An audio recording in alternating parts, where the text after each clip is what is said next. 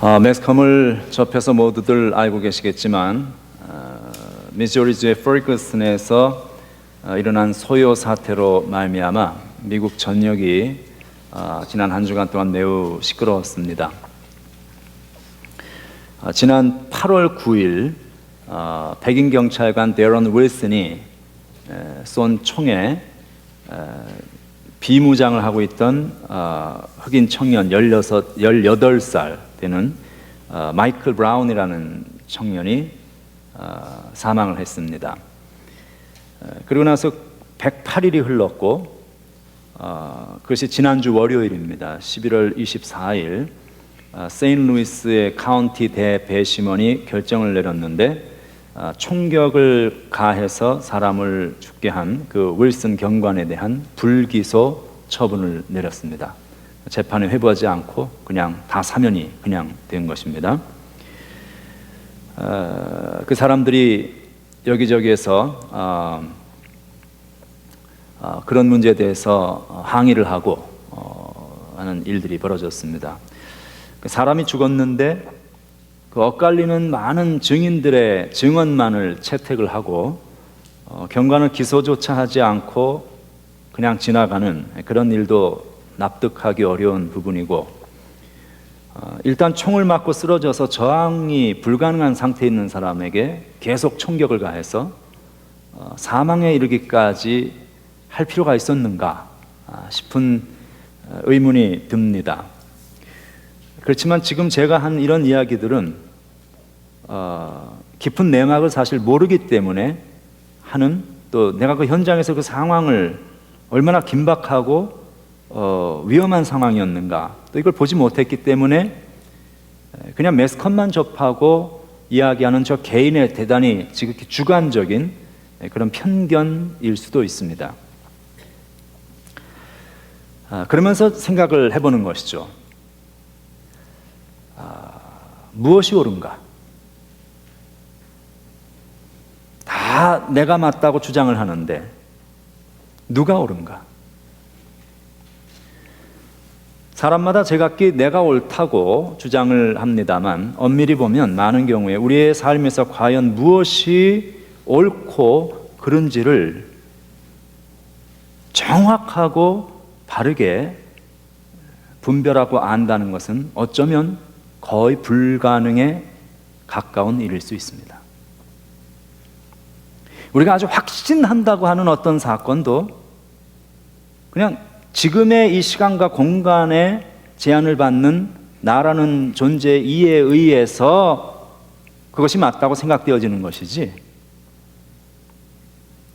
실상을 보면 그것은 전혀 다른 문제일 수도 있다는 것이죠. 퍼거슨 사건에 대해서도 60명이 넘는 목격자들의 의견을 청취를 했습니다. 증언을 청취했는데 그 참 희한하게도 그 사람들의 증언이 다 제각각입니다.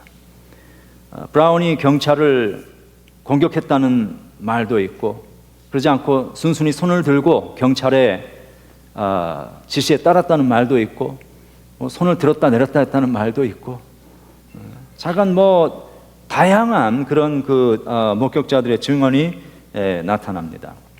그럼 그들의 말이 그렇게 다른 이유가 무엇인가? 거짓말을 한 것인가? 글쎄요, 소수의 어떤 사람들은 어떤 의도를 가지고 거짓말을 했을 수도 있겠지만 꼭 다 그렇지는 않을 것입니다. 아마 그들은 본대로 분명히 이야기를 했을 것입니다. 그런데 문제는 어디 있는가 하면은 내가 보았다는 그 사실 자체가 단편적인 것, 그리고 그 시점에 내가 본 어떤 나의 시각이었다는 것이죠. 돌아가는 전체의 상황을 총체적으로 알 길도 없고, 그 두 사람이 대치 상태에 있었을 때 그들의 마음가짐과 어떤 의도가 어디에 있었는지도 제3자는 알 길이 없고, 분명히 보았다 할지라도 내가 보는 부분은 항상 내가 보는 시각에서, 여기서 이렇게 나를 중심으로 단편적인 면밖에는 볼 수가 없습니다. 우리는 결코 사물에 대한 총체적인 이해는 할 수가 없습니다. 내 눈으로 보았다 할지라도 그 본 것이 과연 사실인가? 또 그것도 꼭 그렇지가 않습니다. 그래서 우리가 그런 유명한 이야기를 하잖아요. 내 눈으로 봤는데도 믿을 수가 없었다. 그런 소리. 보고도 믿어지지 않는 거예요. 내가 들었는데도 믿어지지 않는 거예요. 그러니 내가 봤다고 해서 꼭 그 옳은 것은 아닙니다. 못 보는 것도 많고 봐도 잘못 보았을 수도 있습니다. 자동차 사고가 나면 보통 사람들이 하는 말이 있죠. 그 차가 분명히 없었는데 어디서 갑자기 나타났다 그럽니다.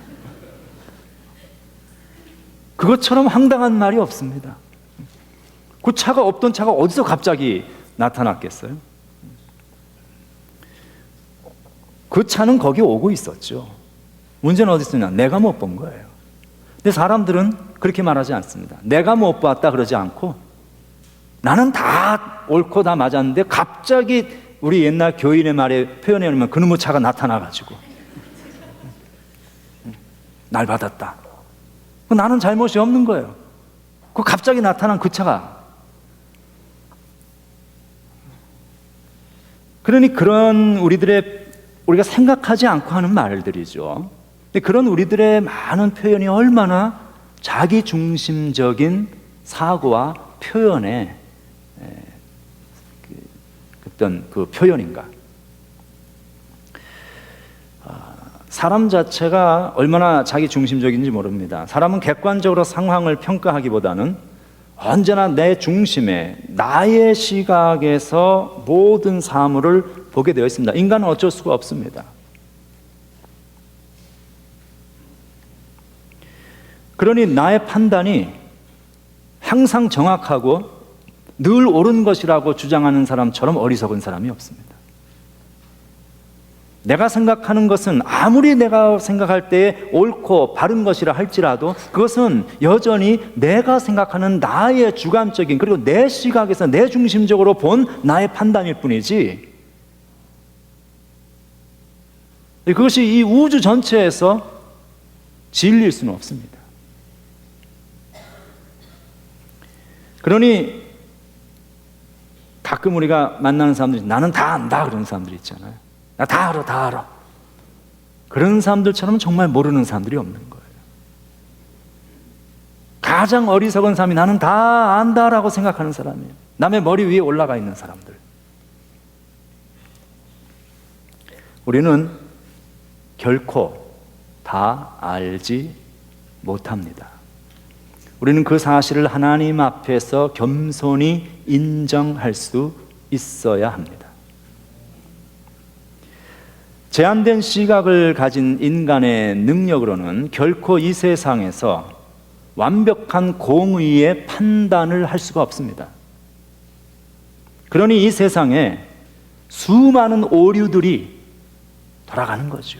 법의 이름으로, 판단, 재판의 이름으로, 정의의 이름으로. 그것들 다 옳은 것들이냐? 그렇지 않다는 것이죠. 진정한 공의는 오직 하나님 한 분만이 이루실 수 있습니다. 그러므로 우리는 하나님의 도우심을 구해야 합니다. 내가 부족하기 때문에, 내가 다 알지 못하기 때문에, 나의 능력이 제한되어 있기 때문에 우리는 하나님을 구하고 하나님의 지혜를 구하고 하나님의 도우심을 구해야만이 우리가 그래도 fallable한 깨어져 있는 우리의 삶, 부족하고 허물 많은 우리의 삶이 조금은 하나님의 진리에 가까운 모습으로 다가갈 수 있다는 것이죠. 그래서 우리가 하나님을 구해야 하는 것이고 하나님을 사모할 필요가 있습니다.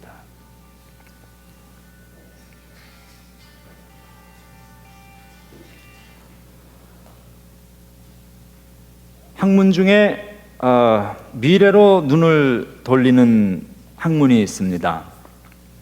과거와 현재의 상황을 논리적으로 추론해서 미래를 내다보는 소위 futurology, 미래학이라고 하는 분야입니다. 토마스 모어라든지 프란시스 베이컨이라든지 또는 타임머신, 투명인간 이런 걸 썼던 H.G. 웰즈 같은 사람들을 이제 그러한 계열의 일종의 원조로 이제 그 분야에서는 봅니다. 그리고 우리가 살고 있는 이 시대에 있어서 그 계통에 그래도 가장 권위 있는 사람들이라면은 미래의 충격이라는 책을 쓴 엘빈 터플러라든지 시카고, 컬럼비아, 하버드에서 강의하고 The Coming of the Post-Industrial Society라는 책을 쓴 데니얼 벨 같은 사람들, 그런 사람들이 이제 이 계통의 가장 거장으로 보고 있는 거죠. 그런데 그 사람들은 이 데이터를 연구하고 축적해서 미래를 생각해 보는 것입니다.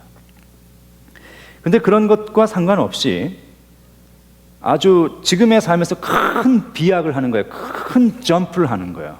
시간과 공간을 뛰어넘어서 큰 점프를 해서 궁극적인 결정적인 미래를 생각하고, 그 다음에 거기에서 얻어낸 그 결정적인 미래의 지식과 내용을 가지고 다시 지금의 현실로 돌아와서 지금의 삶을 살아가고 돌아보는 그러한 것이 있습니다. 그것을 우리가 종말론이다, 에스카톨로지다, 그렇게 이야기를 합니다. 성경에 나타나는 이 종말론, 이것은 하나님의 결정적인 판단과 하나님의 궁극적인 사고의 그 축을 두고 있습니다. 그래서 성경 전체는 종말론적인 신앙을 우리에게 말을 합니다. 이 땅에서 지금의 삶이 다가 아니고 우리의 삶의 궁극적인 미래, 하나님께서 우리를 위하여 예비해 주신 어떤 궁극적인 미래가 준비되어 있다는 것이죠. 그리고 우리가 그것을 바라보면서 그 소망 속에서 지금의 삶을 우리가 새롭게 다져나가고 우리의 삶의 옷깃을 여며야 할 필요가 있다 하는 것입니다. 그래서 우리가 오늘 읽은 본문 역시 그 종말론을 말하고 있는 부분입니다. 사람들이 일반적으로 가지고 있는 이 종말에 대한 그 개념이 있죠. 그것은 전쟁, 그리고 천재지변 같은 대격변, 이런 것들에 의해서 이 세상 지구가 완전히 멸망하는 그런 것들을 사람들은 생각을 합니다. 그런 영화들을 사람들이 만들어내고, 그래서 이 종말이라는 개념은 우리를 막연히 두렵게 만드는 어떤 그 요소를 가지고 있습니다. 그렇지만 성경이 우리에게 말해주고 있는 이 종말에 관한 특징은 그렇게 사람들이 생각하는 것처럼 우주와 역사의 파국으로 끝나는 것이 아닙니다.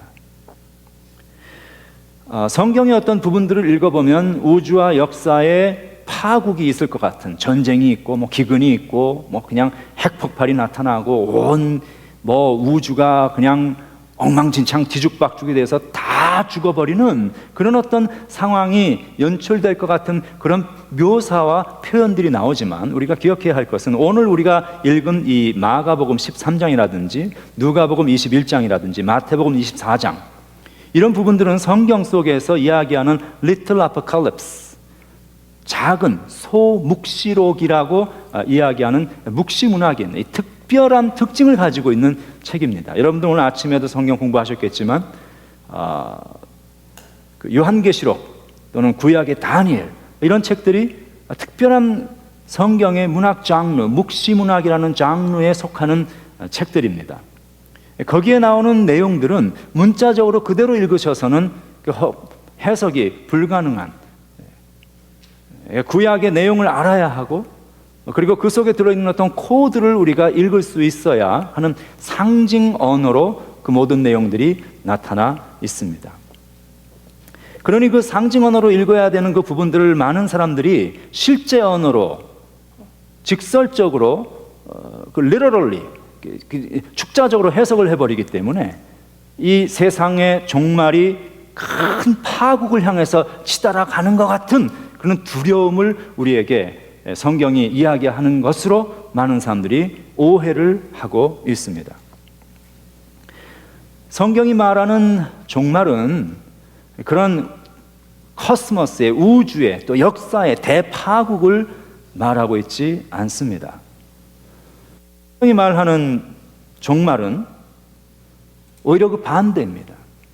아픔과 우리의 고통과 눈물이 종결지어지는, 그리고 이 땅에서 실종되어졌던 하나님의 진정한 공의가 이루어지는 완전한 회복과 구원의 완성의 때를 성경은 종말이라고 이야기하고 있습니다.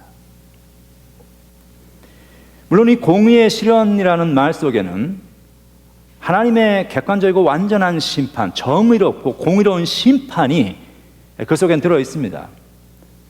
그러니 내 마음대로 살던 사람들에게는 그 사실 자체가 두려움일 수 있겠지요. 그러나 하나님을 신뢰하는 이들에게는 그 날이야말로 이 세상에서 사라졌던 정의가 구현되어지고 모든 굽어졌던 것들이 곧아지고 모든 가슴의 원통함과 이 억울함이 풀어지고 모든 눈의 눈물을 닦아주시는 그런 위로의 날이라고 성경은 말씀하고 있습니다. 오늘 말씀 속에서 우리는 이 종말의 신앙, 하나님께서 우리에게 베풀어 주시는 종말이라는 것이 그러한 위로와 그 하나님의 공의가 아름답게 이루어지는 그 구원의 궁극적인 아름다운 완성과 우리의 삶에 우리가 다 지금 부족하죠. 아직까지도 구원받았다고 하지만 여전히 부족한 존재들, 여전히 허물 많은 존재들, 그런 우리의 모습을 찬란한 하나님의 영광에 동참할 수 있는 아름다운 모습으로 변화시켜 주시는 그날이 이게 종말의 날이라는 거예요. 구원의 완성입니다. 그렇다면 우리가 그 종말의 때를 준비하면서 그 구원의 완성의 때를 준비하는 그 신앙, 그날을 바라보고 소망하는 그 신앙이 이 종말론적인 신앙이라고 말할 수가 있습니다. 이 종말론적인 신앙의 특징이 무엇이냐 하는 것이 오늘 말씀 속에 몇 가지로 나타납니다. 성경 전체는 그 구성이 grammatically 분석을 해보면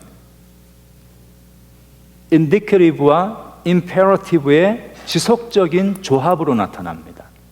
indicative라는 것은 서술이죠. 서술. imperative라는 것은 명령입니다. 명령과 서술과 명령이 계속 이렇게 엉키면서 우리에게 메시지를 전하고 있는 것이 성경의 전체적인 구성입니다. 오늘도 우리가 읽은 이 본문 속에도 종말에 관한 몇 가지의 사실이 그렇게 서술과 명령이라는 구조로 나타나고 있습니다. 먼저 우리는 이 세 가지의 서술을 통한 메시지를 한번 확인을 해볼 필요가 있습니다. 첫 번째는 그리스도의 재림입니다. 그리스도의 재림이 있다라고 이야기를 합니다. 26절에 보면 그때 인자라는 것은 그리스도가 그리스도 자신을 지칭하는 말씀이죠. 그때 인자가 구름을 타고 큰 권능과 영광으로 오는 것을 사람들이 볼 것이다. 서술입니다. 어떤 사실에 대한 주님의 선포입니다. 그리스도의 재림. 두 번째 서술이 나오죠. 31절에 보면 천지는 없어지겠으나 내 말은 없어지지 아니하리라. 뭡니까? 재림의 확실성입니다. The certainty of the second coming of Jesus Christ. 주님이 재림하신다라는 것. 두 번째, 그리고 그것은 확실한 사실이다. 이렇게 멋을 받고 있는 것이죠. 그 다음에 세 번째 서술이 나옵니다. 이것은 재림 시기의 불가지성입니다. 알 수 없다. 32절 보면 그 날과 그때는 아무도 모르나니 하늘에 있는 천사들도 아들도 모르고 아버지만 아신다. 그러니까 세 가지 팩트를 서술하고 있습니다. 그리스도께서 다시 오신다. 그리고 그 사실은 명확한 사실이다. 천지는 없어져도 내 말은 변치 않을 만큼 확실하다. 그러나 그 날과 때는 누구도 알 수 없다. 이 세 가지를 지금 말씀을 하시죠. 자, 이 세상의 종말이 언제인지 알고 싶어하는 사람들이 가끔씩 있습니다. 나의 인생의 종말이 언제인지 알면은 내가 좀 준비하는 삶을 살 수 있지 않을까. 그런데 우리가 이 세상의 종말을 알 수 없고 나의 인생의 종말을 알 수 없다는 그 자체가 축복이고 은혜입니다. 여러분, 세상의 종말이 한 3,000년 후에 온다 이러면요, 지금 우리들은 다 해이해져서 살아가게 되거나 저 세상의 종말이 아주 임박했다는 것을 알면 우리는 모두가 패닉 상태에, 전 세계적인 공황 상태에 들어가게 될 것입니다. 사람이 종말의 날을 알면 제정신에 살 수 있는 사람들이 없습니다. 그래서 그 엘리자베스 큐블러스 로스라는 사람은 사람이 사형 선고를 받고 어떤 그 불치의병으로 말미암은 사형 선고를 우리가 받을 때 있죠. 그래서 죽음을 통보받은 때로부터 죽는 그날까지 약 5단계의 심리적인 과정을 거치는 것으로 Death on Death and Dying이라는 책에서 이야기를 합니다. 첫 번째는 denial입니다. 그런 이야기를 통보받으면 무슨 소리를 하는 거야? 당신이 뭘 몰라도 제대로 몰랐지, 뭔가 잘못한 것이지, 그렇게 이야기를 합니다. 생각을 합니다. 인정하고 싶어하지 않습니다. 다음 두 번째 단계는 앵거입니다. 앵거를, 화나는, 분노, Why me? 그러는 거예요. 옛날에 제가 그 TV에서 잠깐 봤는데 차인태 장로님이 아나운서 했죠. 그분이 암이 걸려가지고 그냥 키모테라피를 받고 삶과 죽음의 경계선을 넘나드는 그 속에서는 너무 고통스러운데 그런 생각이 들다는 거예요. Why me? 내가 뭘 그렇게 잘못했길래? 그 두 번째 스테이지라는 것이죠. 세 번째는 바게닝을 합니다. 타협을 하는 거예요. 살려만 주신다면, 내가 살 수만 있다면, 지금까지 이렇게 했지만 살 수만 있다면 내가 앞으로는 무엇이든지 다 하겠습니다. 그런 스테이지가 오죠. 그다음 네 번째는 디프레스입니다. 우울해지는 거예요. 모든 것이 다 포기와 절망 상태에 만사가 귀찮고 무엇으로도 위로가 되지 않고 다 덧없는 그런 상황이 됩니다. 그리고 마지막 다섯 번째가 acceptance입니다. 수용의 단계죠. 이제는 죽음을 맞아들이는 거예요. 그러니까 우리가 이런 상황을 아는 것은 죽음을 임박하게 맞이하고 있는 사람들을 우리가 대할 때에 그 사람이 지금 어떤 스테이지에 와 있는가 하는 것을 우리가 잘 판단하고 그에게 맞는 그러한 어프로치를 할 필요가 있다는 것이죠. 지금 전혀 그 사람의 스테이지와 맞지 않는 방식으로 우리가 접근을 하게 되면 오히려 그 사람을 더 고통스럽게 만들 수가 있다는 것입니다. 그래서 이런 그 5가지의 심리적인 단계를 거치는데 이것은 죽음을 앞둔 사람들뿐만 아니라 세퍼레이션 단계에서도 이런 일들을 거칩니다. 그래서 가족이 헤어진다거나 또는 사랑하는 사람이 사귀다가 결별을 하게 될 때에 여러분들 다 경험이 있으셨으리라고 생각합니다만은 이런 과정을 거치는 거야. 처음에 나 이제 너 안 사겨 그러면 안 믿는 거야. 에이 농담이지. 인정하지 않고 싶어 하고 그 다음에 화를 내고 말이죠. 그 다음에 또 바게인을 해보고 우울증에 빠졌다가 그냥 술을 마시고 난리를 피우고 그러다가 아유 이제는 끝이 났구나. 그런 단계를 거친다는 거예요. 자, 그런데 이런 단계는 개인이 거쳐가는 죽음에 대한 수용 과정입니다. 그러나 이것이 집단으로 넘어왔을 때는 그 다이나믹이 달라집니다.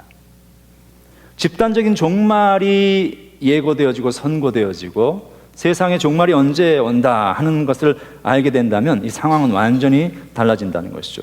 사람들은 걷잡을 수 없는 집단 행동을 하거나 소망 없는 사람들은 온갖 악행을 이제 이랬든 저랬든 그저 그만이니까 살아있는 동안에 하고 싶은 대로 다 해보자.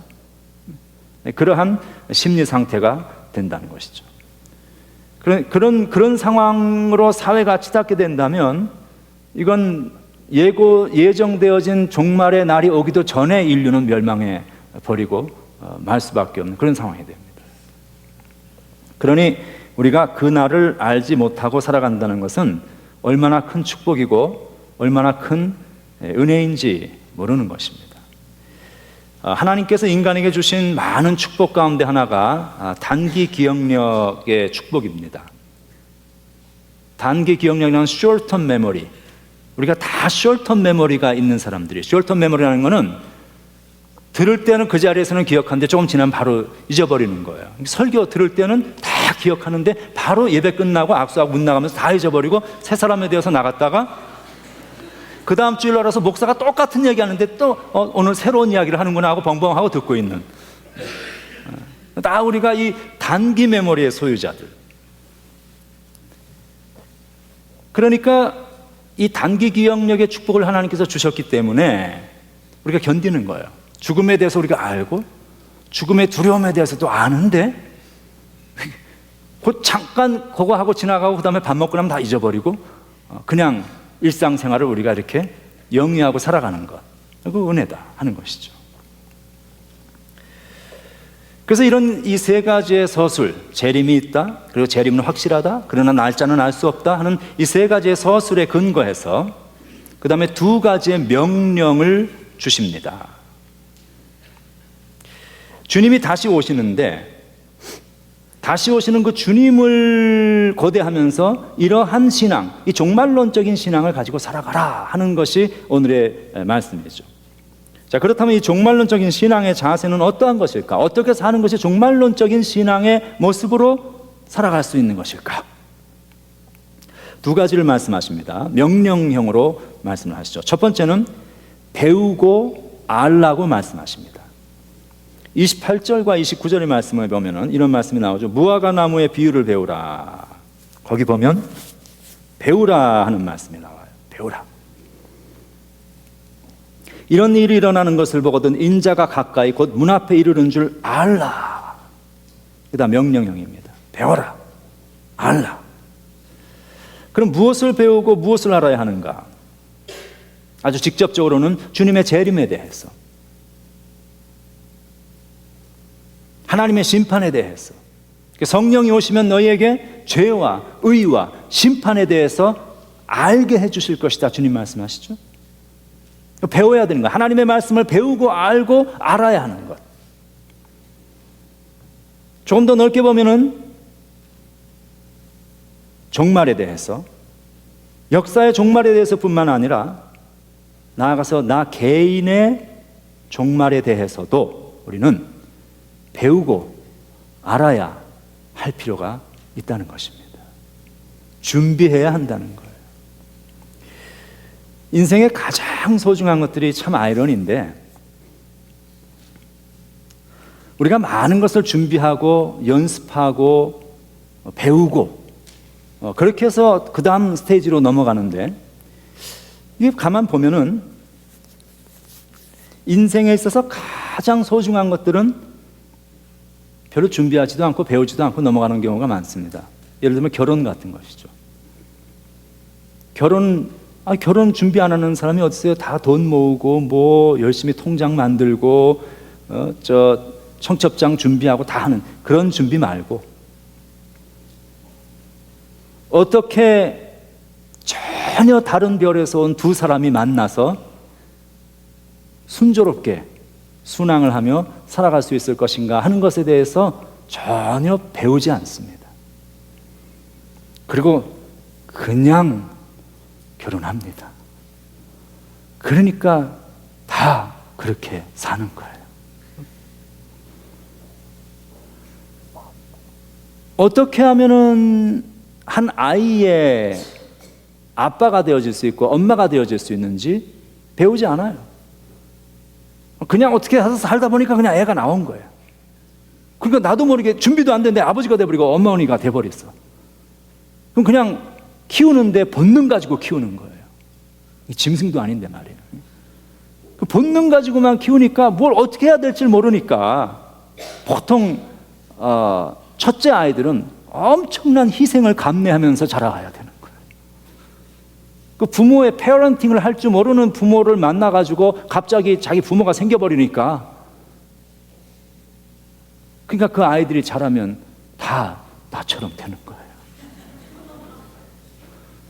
이 큰 비극들이 우리가 계속 반복되어짐에도 불구하고 인간은 배우지 않습니다.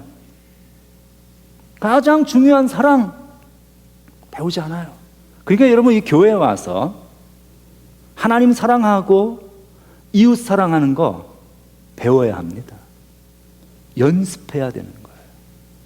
우리의 삶에서 가장 소중한 것이 사랑하며 사는 것인데, 어떻게 하는 것이 사랑하며 사는 것인지, 어떻게 하는 것이 하나님을 사랑하기 때문에 이웃을 사랑하는 모습의 실제적인 모습인지를 우리는 배우지 않으려고 해요.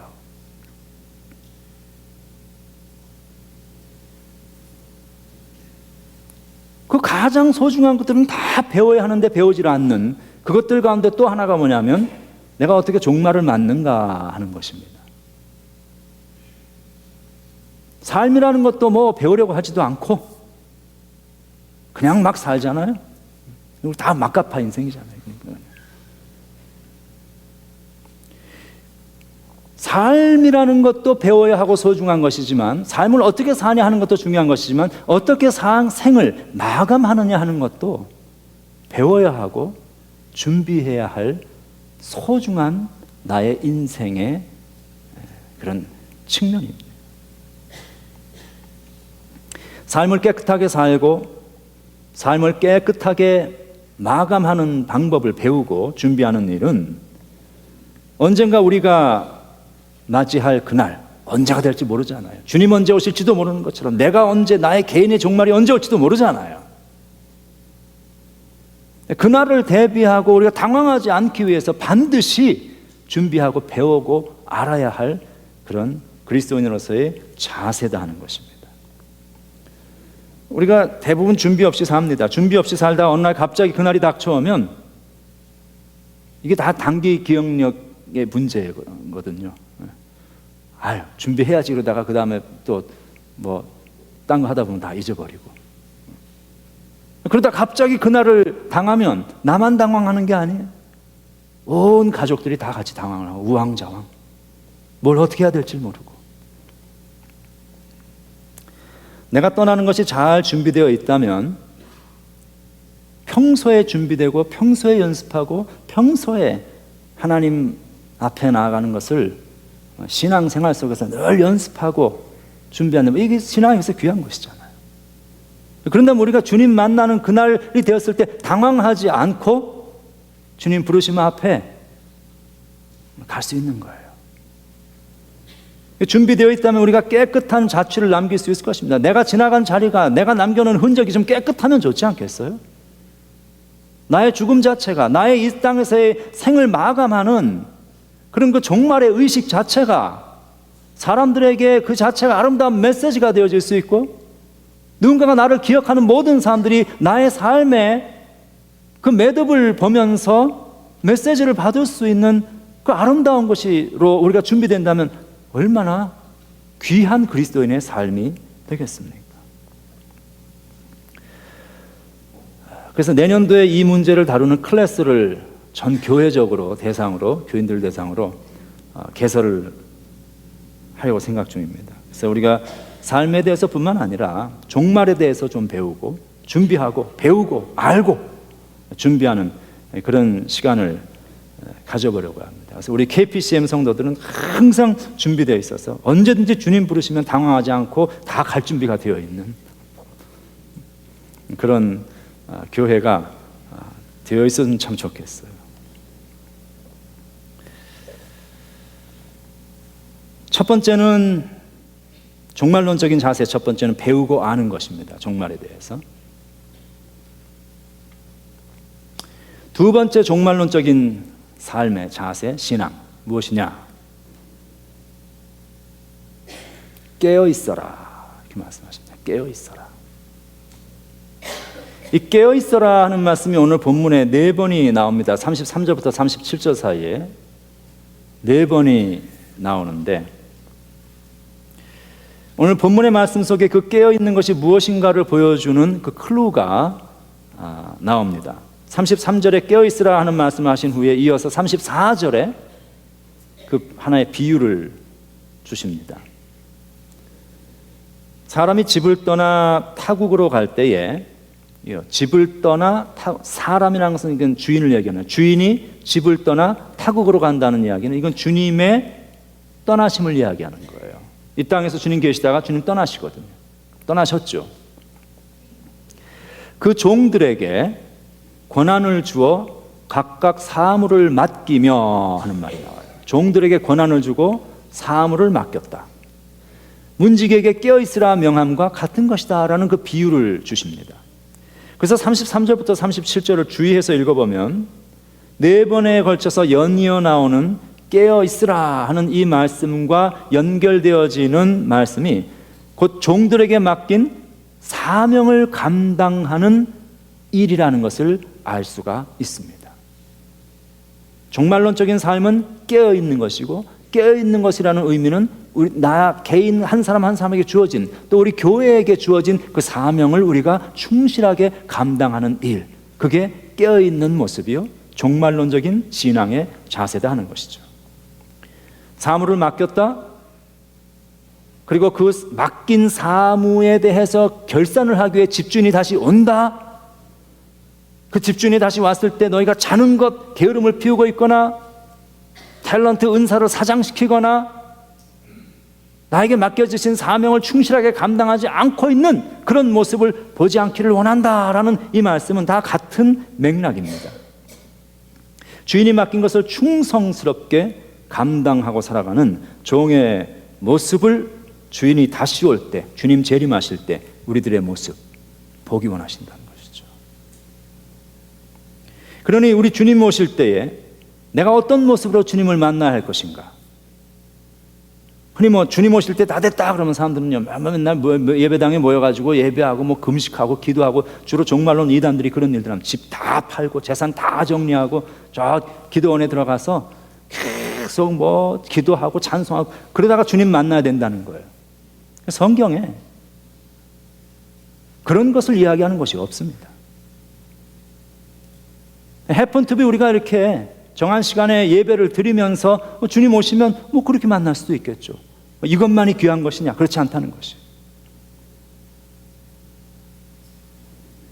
우리에게 맡겨주신 이 땅에서의 나의 개인적인 삶의 사명, 교회적인 사명, 이것을 우리가 충실하게 감당하고 있는 그때에 주님이 오시면 그때 그 주님 만나 뵙는 것, 이것이 바로 주님께서 우리의 모습에서 찾기를 원하고 계시는 종말론적인 신앙의 자세라는 것입니다. 매일매일의 삶, 오늘의 삶에 충실한 것입니다. 목사면 목사로서, 장로면 장로로서, 집사면 집사로서, 우리 다 성도죠. 성도면 성도로서 성도답게 살아가는 거예요.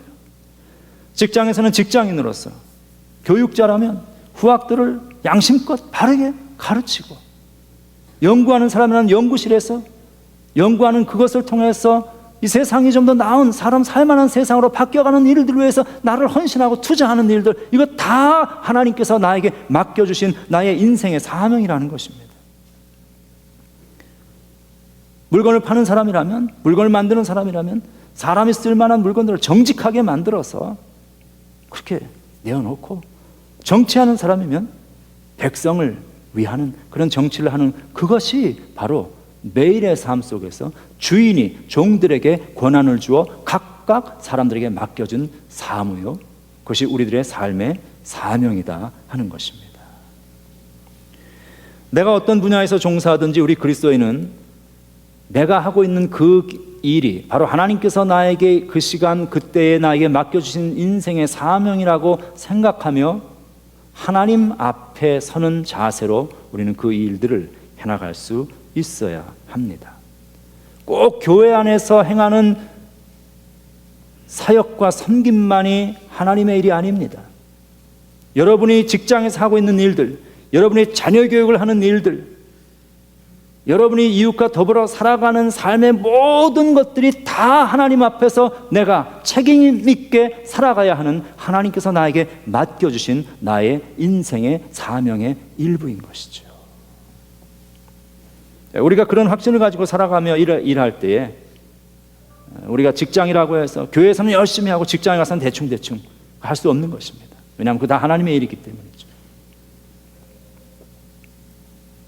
내게 주어진 하루하루의 일상을 우리가 충실하게 살아가고 그 일을 통해서 내가 사는 주변의 이웃들이 나를 인하여 혜택을 누릴 수 있는 복의 근원이 되어지는 삶이 깨어있는 삶이요, 그것이 종말론적인 신앙의 자세입니다. 내가 할 수 있는 만큼 누군가를 양육하고 영적으로 사람을 돕고 세워주고 격려하는 일들, 이것이 주님께서 나에게 맡겨주신 일이고 사명이죠. 우리가 그 작은 일에 충성하는 종으로 살아가는 그것이, 오늘 하루를 하나님 앞에 충성스럽게 살아가는 그것이 바로 종말론적인 신앙의 모습이라고 성경은 말씀하고 있습니다. 오늘 하루도 하나님께서 우리에게 종말론적인 신앙을 프랙티스하며 하나님을 사랑하고 그렇기 때문에 이웃을 사랑할 수 있는 삶의 기회를 또 우리에게 부여해 주셨습니다. 그리고 또 일주일의 삶을 하나님께서 우리에게 그렇게 허락해 주신다면 우리는 우리에게 남아있는 또 일주일의 삶을 그 마음과 자세를 가지고 하나님 앞에 살아가야 할 필요가 있습니다. 우리가 그렇게 하나님 앞에 충성스러운 일꾼으로 살아가는 성도들 되셔서 언제 주님이 나를 부르시든 언제 주님이 우리에게 찾아오시든 우리 모두가 당황하지 아니하고 하나님 앞에 설 때에 착하고 충성된 종이라는 칭찬을 받을 수 있는 믿음의 성도들 되시길 주의 이름으로 축원합니다. 하나님 감사합니다. 우리들을 사랑하셔서 그리스도 안에서 삶의 영원한 의미와 소망이 무엇인가를 알게 하시고 하나님 안에서 내가 누구인가 하는 우리의 삶의 정체성을 알고 살아가게 하심을 감사합니다. 주님 다시 오시는 그날까지, 내가 주님 만나는 그날까지 우리가 이 종말론적인 신앙의 자세를 잊지 않고 유지하는 성도들이 되게 하여 주시옵소서. 하나님 사랑하고 사람 사랑하는 것을 배우고 알고 훈련하는 우리들 될 수 있게 하셔서 그거 잘할 수 있기를 원합니다.